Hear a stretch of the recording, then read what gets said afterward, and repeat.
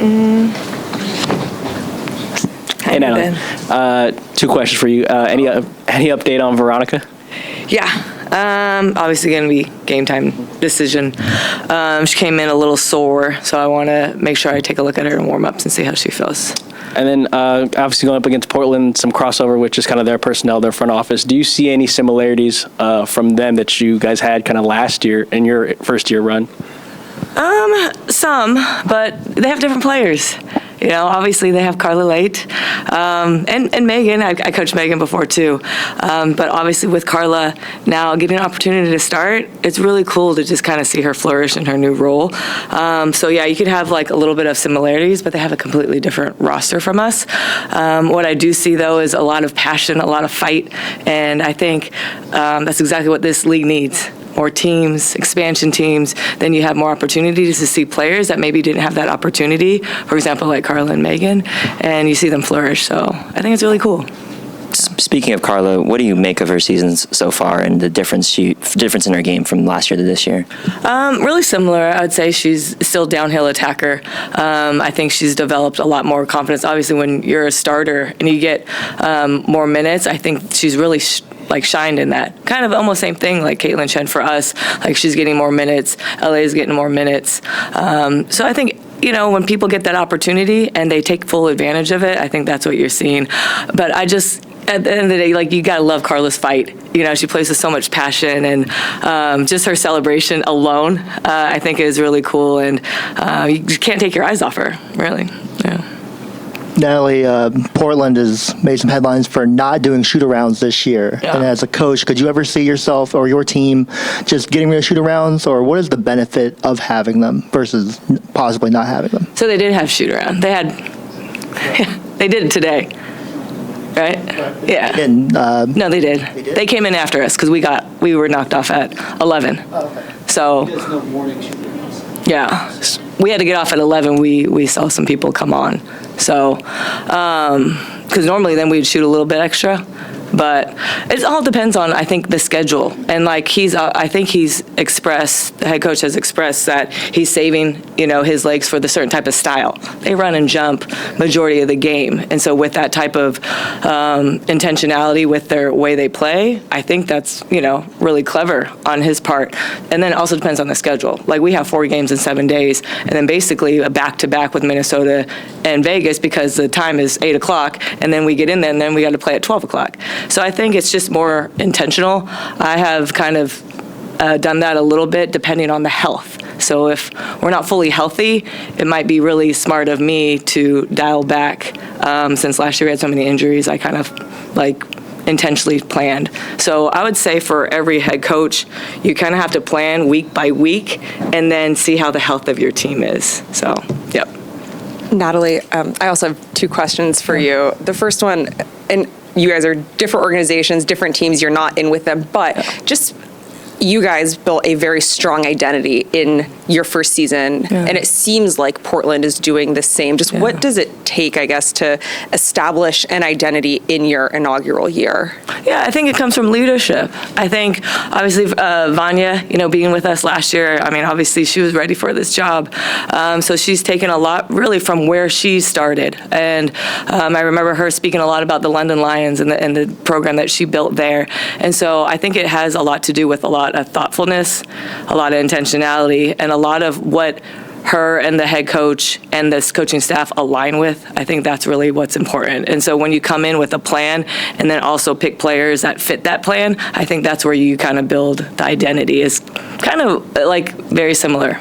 And then my second question was going to be about Vanya. I mean, now 2 years in a row, it's, you know, we're only almost a quarter way of the season, but she's helped put together just incredibly competitive teams from players that hadn't gotten opportunities in the past or been looked over. Just what does that say about, you know, her capabilities as a general manager, as a, you know, VP in basketball ops, just her eye for talent? Yeah, well, Vanya herself, number one, she's a really passionate person about basketball. She loves basketball, so it starts there.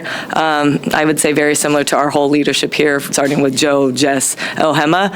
When you're passionate about your job and you want to be really, really good, you want to be the best, and then it shows out, I think, with the product and the actual, culture of your team. But she's done this before with the London Lions. And then also, too, like, Vanya is really, when you have conversations with her, she really soaks in and listens. And I think when you do that, then you really start to get to know your players. And I think Vanya, too, also, if I could say, like, she was also a little bit of an underdog as she was kind of going through her basketball career. And so any person that is an underdog, then you kind of want to relate and build and bring in those people. So I think it comes from her heart and from her upbringing. Yeah.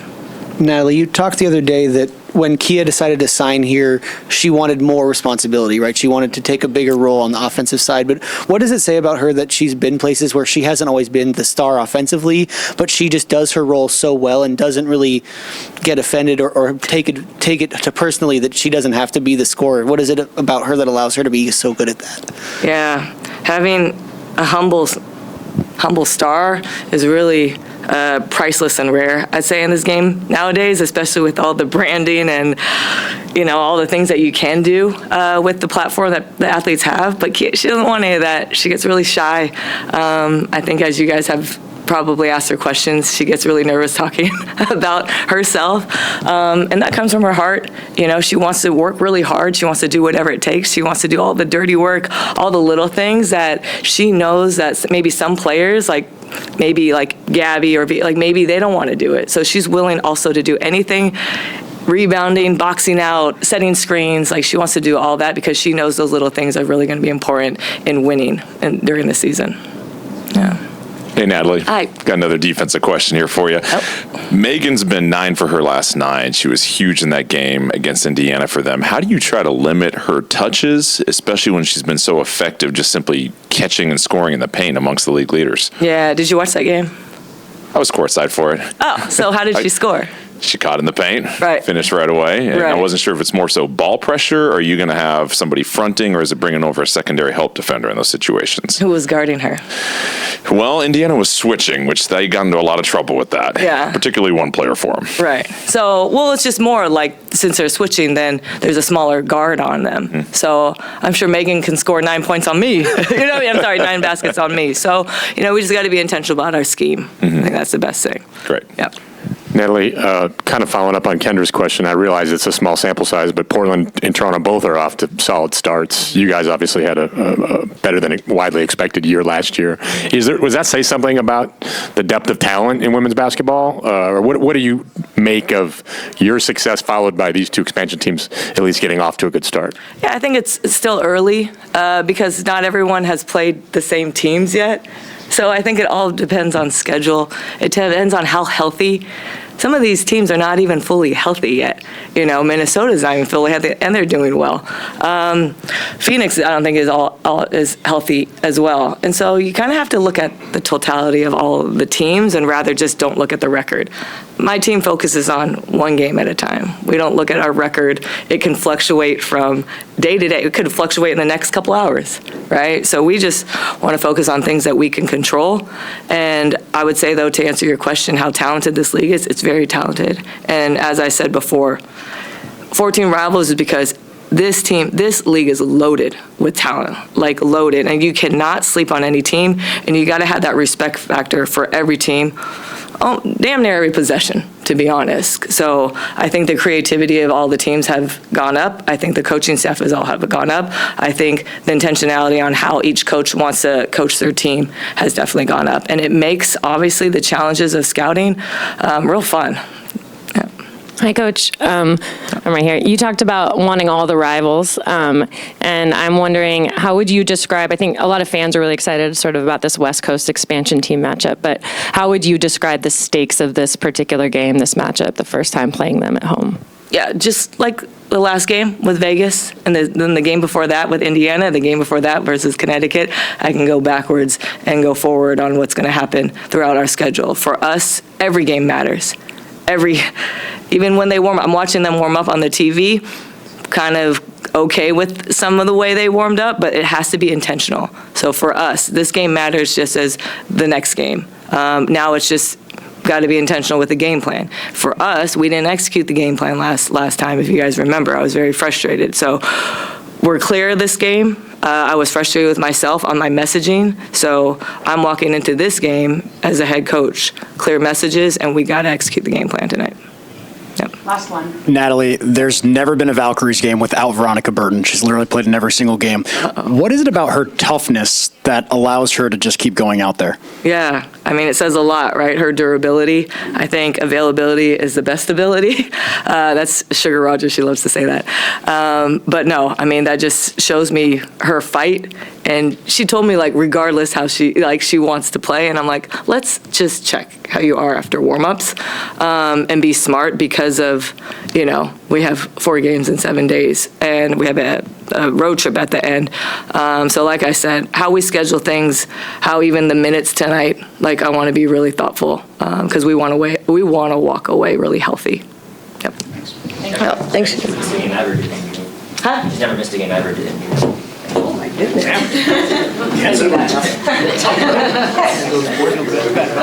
Yes,